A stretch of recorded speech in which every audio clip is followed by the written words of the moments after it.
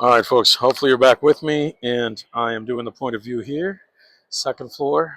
This is the Fan Expo San Francisco 2024. I am here on the second floor of the venue, about to check up on my commission with under the guided and careful hands of Mr. Steve Leialoha.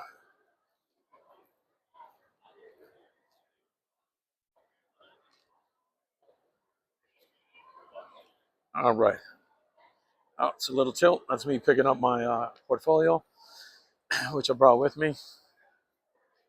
And we're going to do a quick visit by and see what our man is actually. I haven't gotten very far. That's okay, Steve. That's all good. It looks fantastic. He's doing the basic layout in pencils, same as thing as as I do it, and of course we get to see a master at work. So, and we don't want to give it all away, so we're just going to film a little bit, and this will be a quick spot on the channel.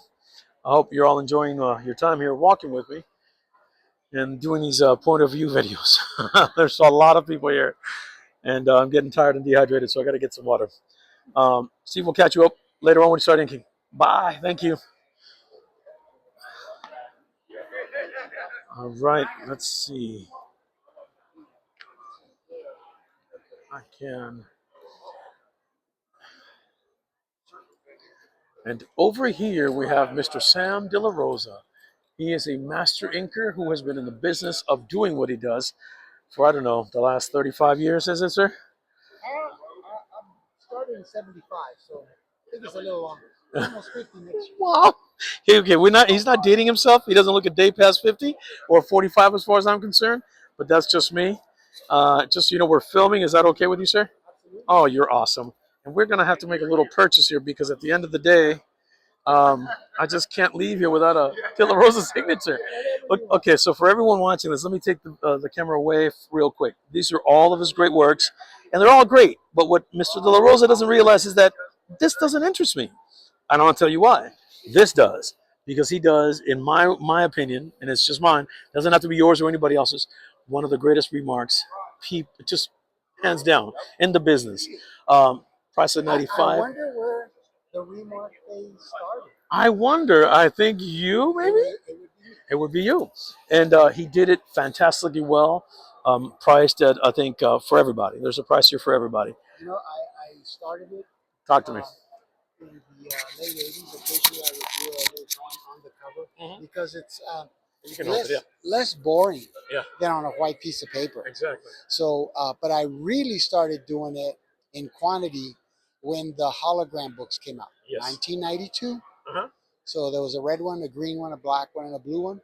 And from the get-go, I started drawing in the little hologram box. So, And that was on what title was that? that was Web of Spider-Man 90. Yeah. Amazing Spider-Man Wow. 365.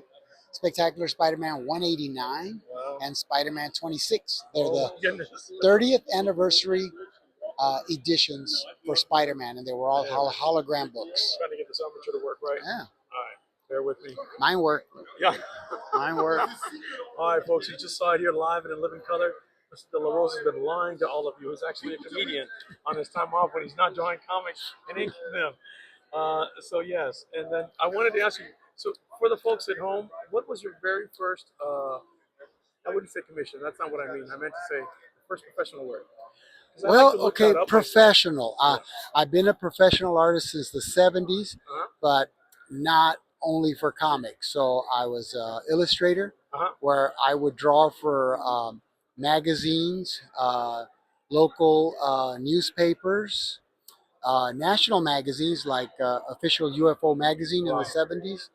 And then I spent a few years working for the government as a graphic illustrator, drawing boring things like training manuals, booklets like that. What state were you based out of at that time? I still in the same place. I live in Texas. Texas, there you go. So, everything's big in Texas, including art. It's good. There's a lot of room. There's a lot of room. You can move around a whole lot and you'll still be in Texas. So you saying that reminds me of the fact that I don't know if you know the story, but not Will Smith. That's the wrong.